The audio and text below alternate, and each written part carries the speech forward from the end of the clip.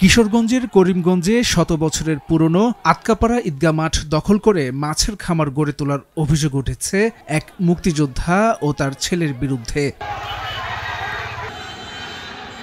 এর প্রতিবাদে সোমবার করিমগঞ্জ উপজেলার গুজাদিয়া ইউনিয়নের আতকাপাড়া এলাকায় মানববন্ধন ও বিক্ষোভ সমাবেশ করেন এলাকাবাসী। এ ঘটনায় উত্তেজনা বিরাজ করছে এলাকা জুড়ে। এলাকাবাসী জানিয়েছে, শত বছরের পুরনো আতকাপাড়া ঈদগাহ মাঠে ঈদের নামাজ ছাড়াও এটি খেলার মাঠ হিসেবে ব্যবহার হয়ে আসছে। করিমগঞ্জ তারাইল রাস্তার পাশে অবস্থিত ঈদগাহ মাঠে আতকাপাড়া প্রাথমিক বিদ্যালয়ের শিক্ষার্থীরাও খেলাধুলা করেন। পাশাপাশি মাঠটি কৃষিকাজেও ব্যবহার করেন অনেকে। 1 একর 34 শতাংশ আয়তনের মাঠটির RS রেকর্ডও ঈদগাহর নামে। এলাকাবাসীর অভিযোগ, স্থানীয় মুক্তিযোদ্ধা আবু আনিস ফকির নিজের নামে মাঠের রেকর্ড করে গত 29 নভেম্বর লোকজন সহ ভেকু দিয়ে মাটি কেটে মৎস্য খামার তৈরির কাজ শুরু করেন। আর এতে এলাকাবাসী বাধা দিলে দুপক্ষের মধ্যে উত্তেজনা দেখা দেয়। পূর্ব দিকে স্কুল, পশ্চিম দিকে মিনারা, মাঝখানে মাঠ। এই মাঠে খনন করতেছে।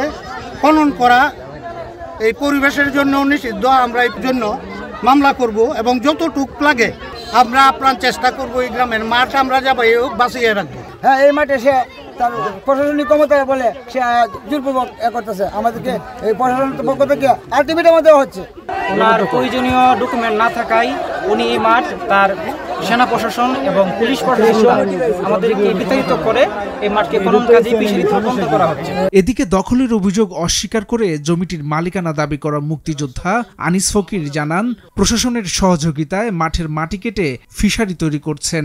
তার পরিবারেরও দাবি, দীর্ঘদিন অনাবাদী অবস্থায় পড়ে থাকা জমিতে কৃষিকাজের জন্য গেলে বাধা দেন এলাকাবাসী। ঈদগাহ মাঠ যেটা আছে সেটা ঈদগাহ জায়গায় আছে। আমাদের যে জায়গাটা সেটাই শুধু আমাদেরকে নিয়ে আমরা মাইপে নিয়ে আমাদের জায়গাটা আমরা ভোগ করতেছি, আবাদ করার চেষ্টা করছি। এলাকার কিছু লোক তারা সন্ত্রাসী টাইপের কার্যক্রম করতেছে, আমাদের উপর বিভিন্ন চাঁদা দাবি করতেছে, আমাদের কাজ করার কোনো সুযোগ দিচ্ছে না, আমাদেরকে প্রাণের হুমকি দিচ্ছে। আমাকে অপদস্থ করার জন্য তারা এই কাজ করতেছে। এরা সবাই আমার এলাকারই লোক।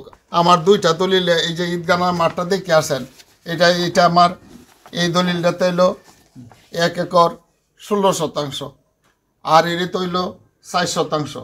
এই 2টা দলিল আমার সাবকাওয়ালা দলিল। এ ঘটনায় এলাকাবাসীর পক্ষে বাদল মিয়া নামে এক ব্যক্তি রোববার আদালতে আবেদন করলে কিশোরগঞ্জের অতিরিক্ত জেলা ম্যাজিস্ট্রেট নালিশি জমিতে শান্তি শৃঙ্খলা বজায় রাখার জন্য করিমগঞ্জ থানার ওসিকে নির্দেশ দেন। এদিকে ঘটনাস্থল পরিদর্শন করেছে সেনাবাহিনী ও করিমগঞ্জ থানা পুলিশ।